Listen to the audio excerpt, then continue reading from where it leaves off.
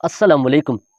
हज़रत सैयदना अबू सईद खुदरी रज़ी अल्लाह ताला अन्हा फरमाते हैं कि हज़रत सैयदना उसैद बिन खिज़र रज़ी अल्लाह ताला अन्हा एक रात अपने अस्तबल में कुरान पाक की तिलावत फरमा रहे थे कि उनका घोड़ा चक्कर लगाने लगा। आपने दोबारा तिलावत शुरू फरमाई तो घोड़ा दोबारा घूमने लगा। तीसरी बार भी ऐसा हुआ। हज़रत सैयदना उसैद रज़ी अल्लाह ताला अन्हु फरमाते हैं, मुझे खदशा हुआ कि ये घोड़ा मेरे बेटे याहया को रौंद ना डाले।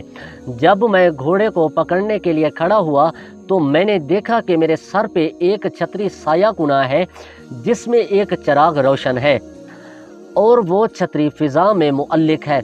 फिर वो छतरी फ़िज़ा में गुम हो गई और मेरी नज़रों से ओझल हो गई। अगली सुबह मैंने बारगाह रिसालत माब सल्लल्लाहु अलैहि वसल्लम में हाजिर होकर सारा वाक़या अर्ज़ किया।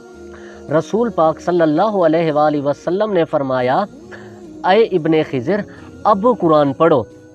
मैंने कुरान पढ़ना शुरू किया तो वो घोड़ा मस्त हो गया। आप सल्लल्लाहु अलैहि वसल्लम ने फरमाया, फिर पढ़ो।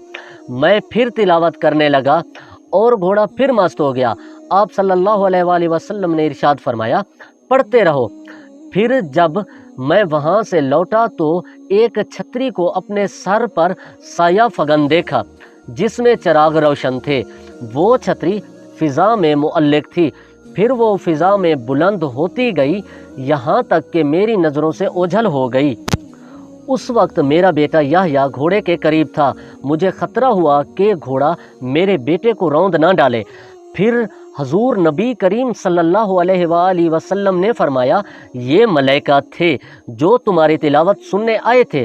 अगर तुम तिलावत करते रहते तो सुबह तक लोग इन्हें देखते रहते और इनमें से कोई पोशीदा ना रहता।